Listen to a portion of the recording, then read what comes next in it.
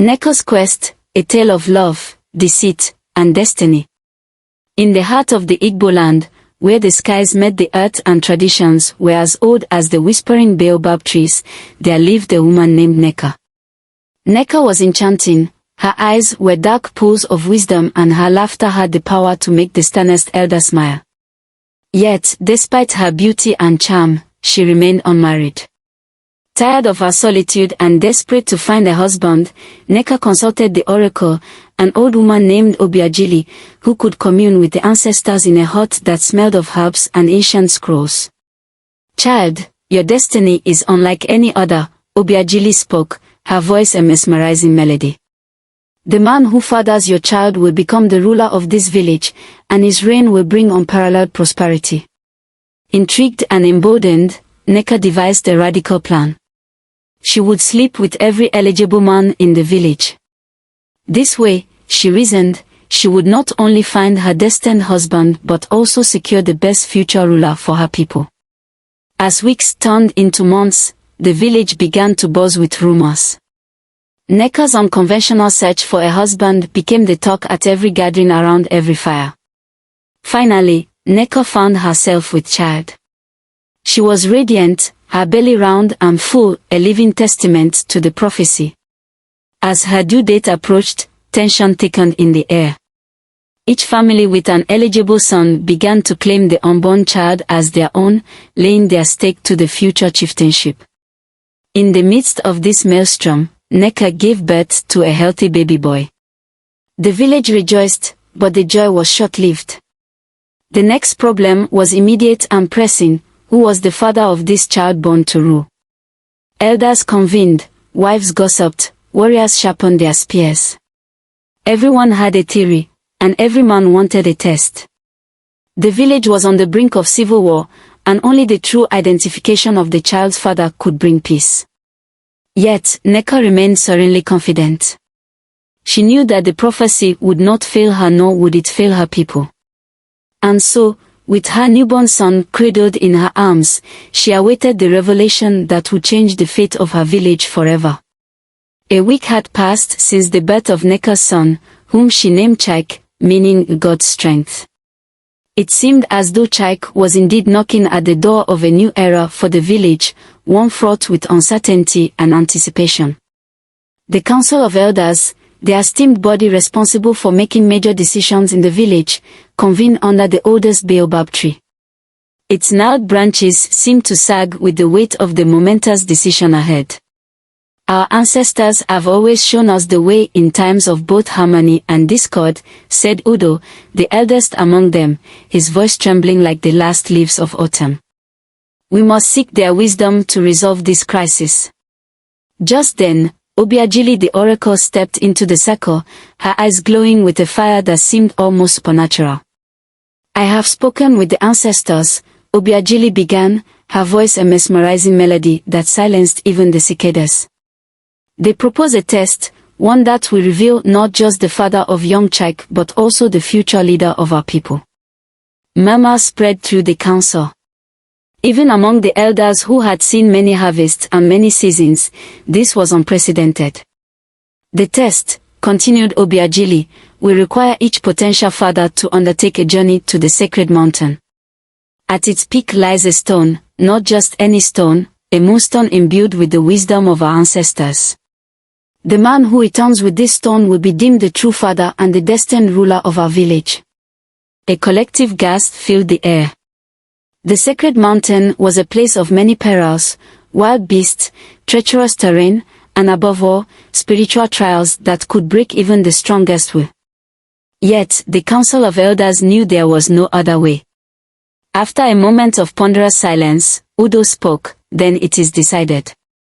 Each claimant will set forth at dawn 3 days hence. May the ancestors guide us." As the council dispersed, a kaleidoscope of emotions filled the village square: excitement, fear, hope, all woven together in a tapestry as intricate as life itself. Neka, holding Chaik close to her chest, felt a calm assurance wash over her.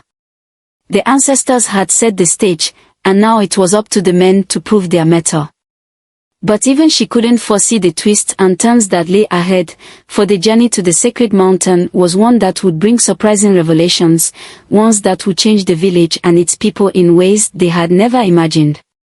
As dawn broke 3 days later, a sense of expectant hush enveloped the village. The air was thick with the smell of burning sage as incense billowed from the homes, seeking the blessings of the ancestors for the journey ahead. 6 men stood at the village square, each representing a different family claiming Chike as their kin. Their faces were a canvas of emotions, eagerness, fear, and a simmering excitement that seemed almost palpable. Neka, cradling Chike in her arms, watched them quietly. Her eyes met each of theirs, a wordless message that seemed to say, "May the best man win." With a blow of a horn and the beat of drums, the journey began.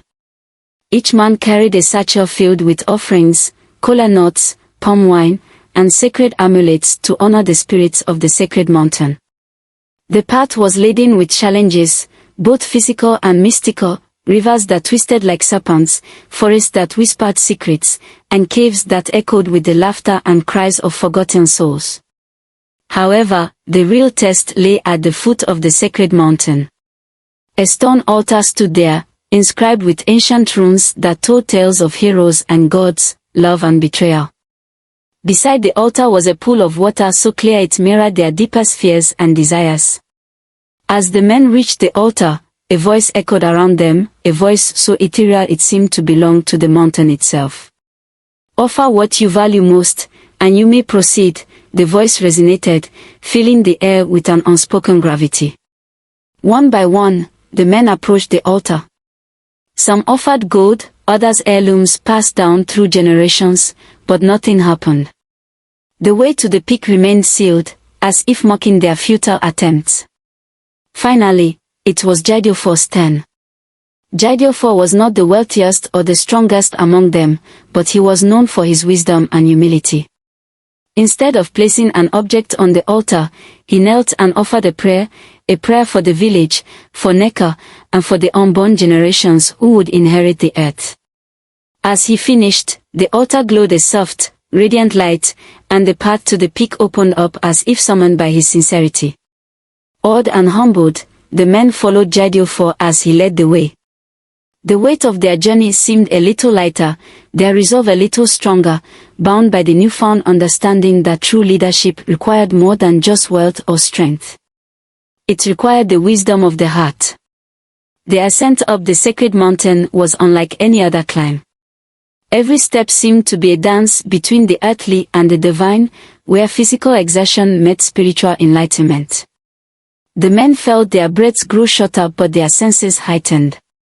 Every rock, every gust of wind appeared imbued with ancestral wisdom.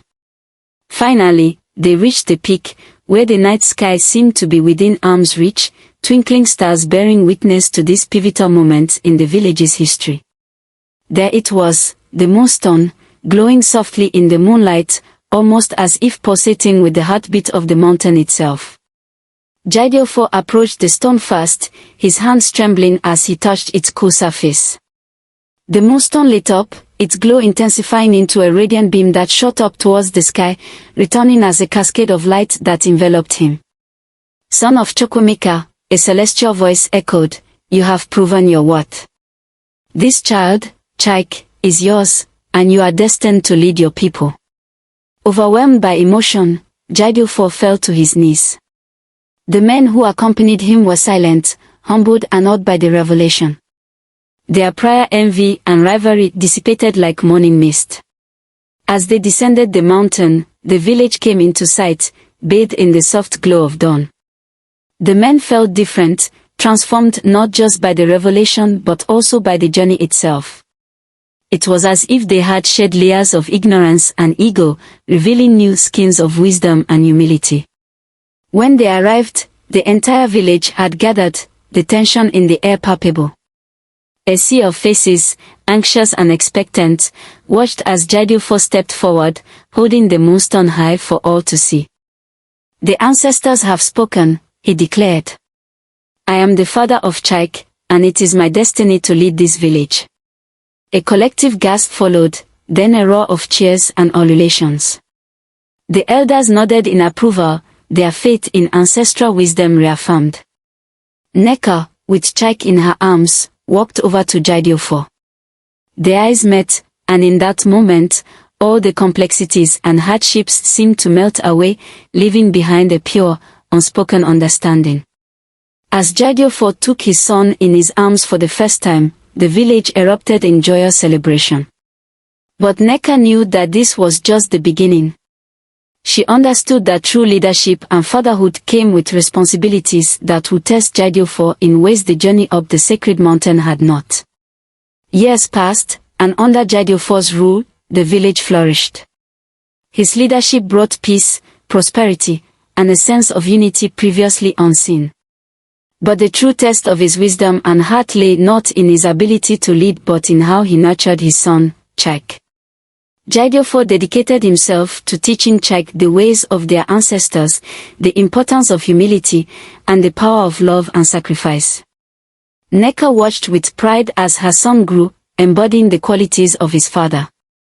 She saw in Chike the promise of a future where wisdom and compassion ruled, a future that began with a prophecy and a journey up a sacred mountain. In the end, it wasn't just about finding a father or a ruler. It was about discovering the essence of true leadership and the boundless strength of the human spirit. The village, now thriving and harmonious, stood as a testament to this timeless truth, that the heart of a community beats strongest when bound by love, wisdom, and the guiding light of the ancestors. I hope you enjoyed the tale. If so, please like the video, comment, share it with your family and friends, and don't forget to subscribe to the channel and turn on the notification bell for more enchanting tales like this one. Goodbye.